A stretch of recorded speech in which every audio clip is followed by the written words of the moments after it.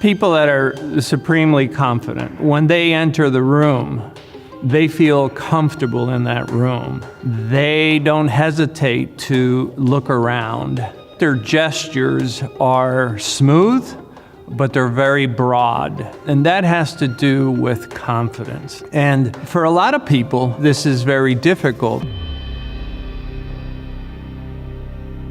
I remember the great actress Helen Mirren saying, one of the most difficult things to learn as an actress is how to walk onto a scene. I've thought about that even in my career, how early on, the difficulty of mastering that. How do you walk onto a crime scene? How do you walk into the public and demonstrate that I am confident and so forth? We can all work a little bit on our nonverbal so we come across as more confident.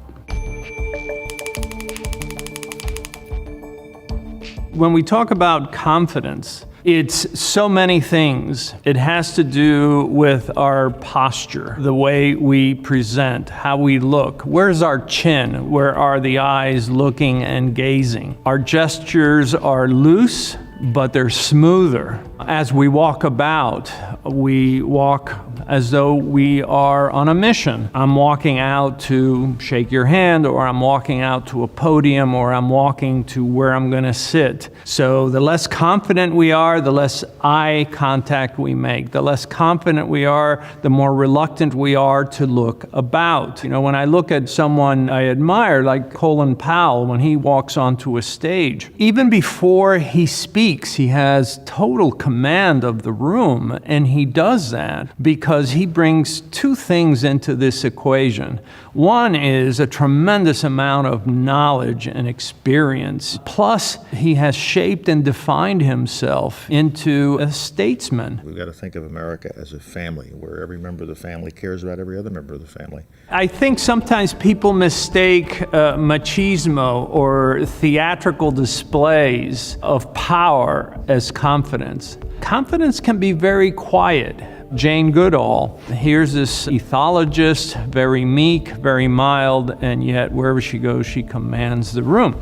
One of the things you notice is they sort of have this command of themselves, and in doing so, that command transmits outward.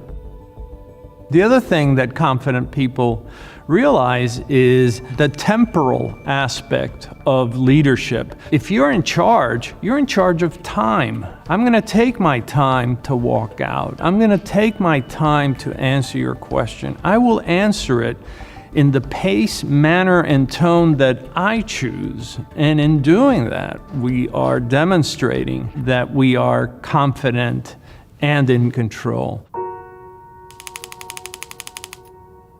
Where do we get that confident voice? Where do we get those confident gestures? This is what's called socialization. We notice the principal who acts this way. We like this leader because of this or that trait. So I try to model their behaviors and say, this is a shortcut. And if I have to work on my vocabulary, that's what high status people do. If I have to change my gestures to fit in this society, and then that's what I'm going to have to do. That doesn't mean it changes me completely. It just means that this is what is required of me, and this is what I want to achieve at this moment in time. I think of Cary Grant. Here's an individual born in the UK, grew up very poor, and as he said in his biography, I became Cary Grant. I adopted all the behaviors that I saw from high-status individuals.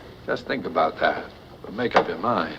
And it is difficult to prescribe this, but one of the easiest things that we can do, you know, if you're a woman, maybe you want to model yourself on the actress Cate Blanchett or some other actor and say, you know, when they're being interviewed, how do they look? They look so confident. They look interesting. They have such a command presence. You know, we're not born this way. These are things that we have to develop and say, how do I want to be perceived? And what can I do to achieve that?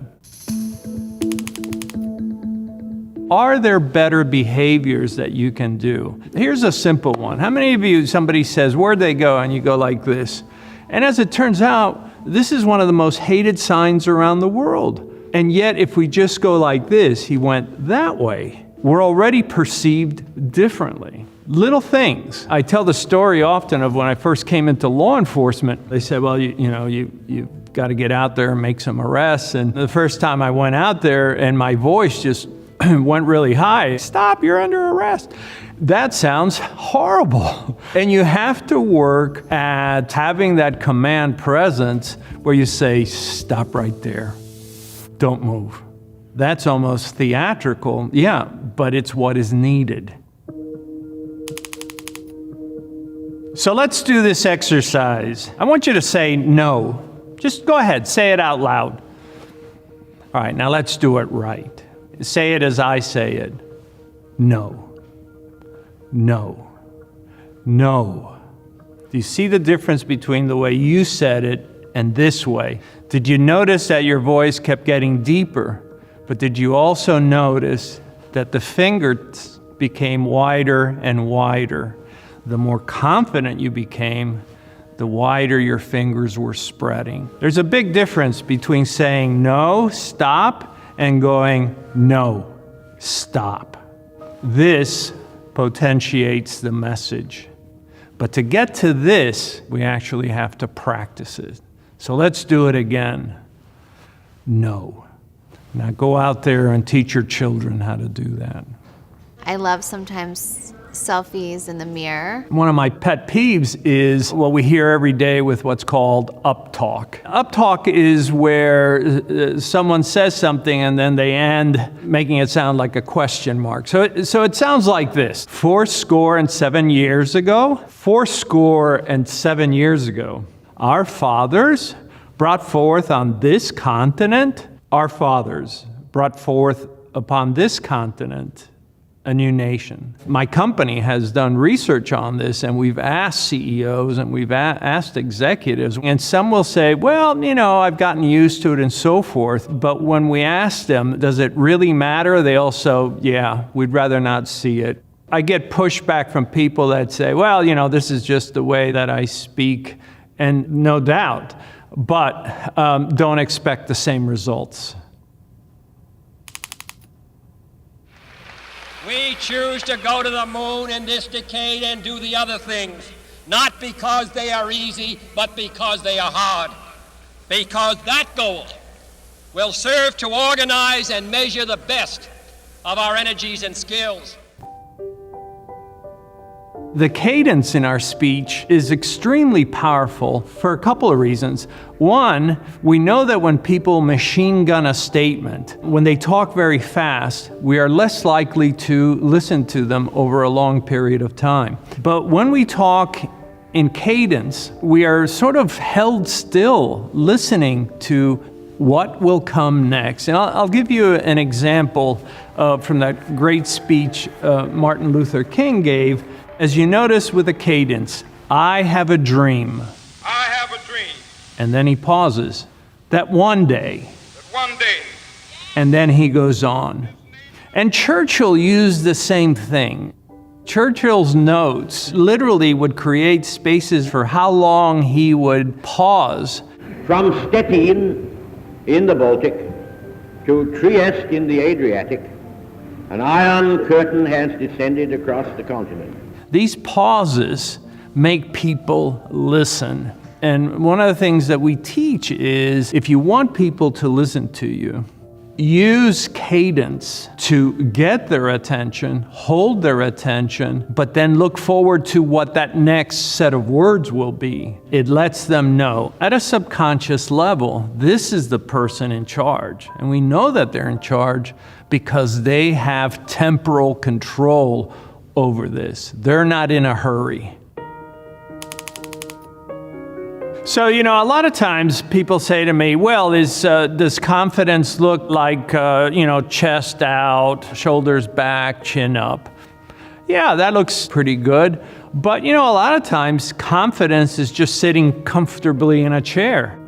And that may have more to do with how much space you control. It may have to do with the gestures that you use. You probably noticed that I use a lot of steepling. I tend to interlace my fingers and so forth. These are gestures that contribute to that communication that I'm trying to get across, that I am confident about what I'm talking about. So it's not just about puffing your chest out, or certainly not about talking louder or anything. It's about controlling my environment, but making sure that what I'm transmitting at all times is confidence. And that means I'm prepared, I'm ready to answer. I'm going to answer you now, I'm going to answer you effectively, and I'm going to make sure that you understand what I said. I'm here to convey, I'm not here to convince. A lot of times people who are lacking confidence are trying to convince you of something. Hey, if I'm confident, I just say it once. It's this way and that's it. I convey the information rather than sit there and try to beat it into you by repeating it 10 different ways. Compare the gestures I'm about to do. It's about temporal movement, controlling time, so the person in charge has the time to look up at their own pace. The gestures are smooth. There's no hesitation. There's no quick movements. There's no jitteriness. There doesn't have to be. I'm in charge. When I feel less confident, I feel like I have to be in a hurry, that I've got to look up and I've got to answer right away. And there's a lot of preening behaviors, and these are detracting from me.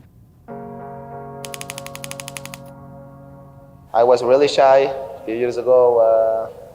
Probably this is changing a little bit. People are horrified to speak in public. I used to be horrified to speak in public. I still get nervous to speak in public. But here's some tricks I found that you might find useful. The first one is don't hesitate ever to say, you know what, this is scary. Be honest with yourself. This is unnatural. Number two, take refuge in knowing that if I sit down and study this material, I will know it better than my audience. The third thing I always do is I rehearse. It really helps so that the first time you hear it in a forum, it doesn't scare you. When it's time to do the presentation, one of the things I like to do is to warm up. I find a good solid wall and I will just lean into it like I'm holding this wall up, pressing against it just as if I were doing a push-up.